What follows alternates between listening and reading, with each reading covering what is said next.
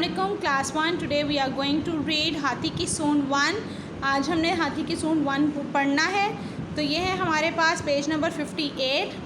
किसी ज़माने में एक जंगल में हाथियों का एक ख़ानदान रहता था। इस ज़माने में हाथियों की नाक बहुत ठीक ठाक हुआ करती थी। ठीक ठाक मतलब काफ़ी लंबी, बहुत बड़ी हुआ करती थी। दूसरे जानवरों की तरह नाकें, लंबी सूंड। एक रोज़ जंगल में रहने वाले हाथी के बच्चे ने अपनी माँ से अपने माँ बाप को बात करते हुए सुना, मगरमच्छ बेहद ख़तरनाक जानवर है। उसका बाप उसकी माँ से चुपके चुपके कह रहा था।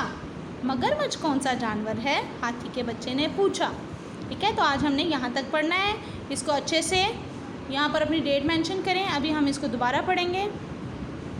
किसी ज़माने में एक जंगल में हाथियों का एक ख़ानदान रहता था। इस ज़माने में हाथियों की नाक बहुत ठीक ठाक हुआ करती थी, दूसरे जानवरों की तरह।